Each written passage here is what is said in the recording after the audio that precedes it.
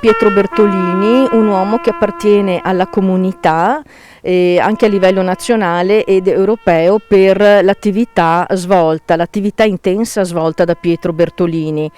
Ricordo la legge sul Montello, ma mi viene in mente anche l'applicazione alla popolazione giovanile del metodo Montessori, un sistema pedagogico che è ancora attuale ed è applicato sia in Europa che da noi. Abbiamo in particolare l'asilo, le scuole Bertolini parificate oggi e quindi sono veramente emozionata nell'aver organizzato il centenario, perché è un uomo che merita, dal pensiero estremamente attuale. Ma sono 100 anni dalla morte di questa figura così rilevante e credo sia il caso di andare oltre alla commemorazione di oggi, naturalmente. Credo sia il momento per la città di cambiare veramente marcia attorno alla memoria di questa personalità di assoluto rilievo nazionale, perché stiamo parlando di un parlamentare di 30 anni di lungo corso, stiamo parlando di una persona che è stata più volte ministro, che è stata al centro di alcuni dei grandi temi del primo Novecento italiano, e quindi è il mio obiettivo, quello storico in questo caso, di valorizzare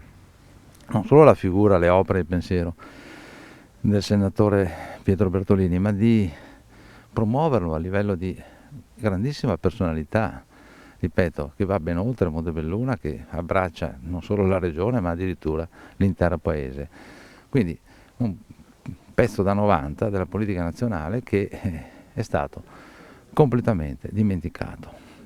Non tanto qui, nel senso che qualche cultore come me, come la Maria, l'assessore, come Benito Bosi c'è, ma soprattutto dall'accademia universitaria, dagli studi universitari. Ma io non sono uno storico, non sono uno studioso di Bertolini, però sono qui per ricordare questa personalità che è la maggiore figura che Montebelluna abbia espresso nel corso della sua storia. Una figura purtroppo dimenticata, che ha avuto un ruolo notevole nel primo Novecento e che va recuperata come lezione di storia, una storia però sempre attuale. La storia non insegna niente, però punisce chi non tiene conto di essa. Grazie.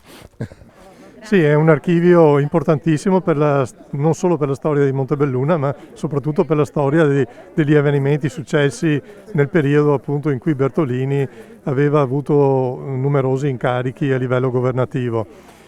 È un archivio che noi cerchiamo sicuramente di acquisire. Già da tempo abbiamo già instaurato un colloquio con l'attuale proprietario della villa. La cosa che attualmente abbiamo acquisito è la parte nord del parco Bertolini, che sarà appunto aperta come parco pubblico per la cittadinanza di Montebelluna. A tal proposito ringrazio anche la cooperativa sociale EOS, che proprio nei giorni scorsi ha fatto una pulizia incredibile del parco, facendolo diventare veramente bello e un parco appunto da utilizzare quanto prima. Dobbiamo ancora completare adesso gli ingressi del parco, dobbiamo fare appunto un progetto di abbellimento con piante, con panchine e quant'altro, ma sarà una risorsa importante per i cittadini di Montebelluna sicuramente.